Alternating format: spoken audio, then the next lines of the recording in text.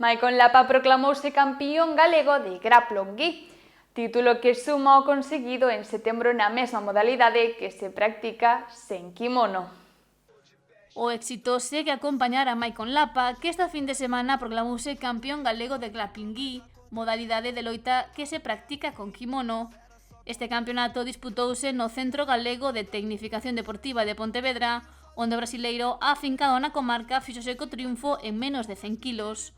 O seu percorrido na competición foi inmaculado, gañou 3 combates, en todos se impuxo por submisión grazas a 2 chaves de perna e a unha de brazo. O campeonato galego contou coa participación de máis de 160 deportistas que se deron cita en Pontevedra. Entre eles, un dos nomes destacados foi o de Lapa.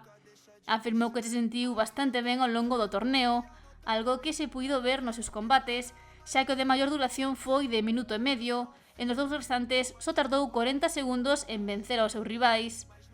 Maicon está nun bo estado de forma e suma este novo éxito ao Campeonato Galego de Grappling sen kimono que conseguiu o pasado mes de setembro. 2 coroas galegas que reforzan o loitador que ven de iniciar un novo proxecto en Noia coa creación do equipo Metanoia Arte Suave.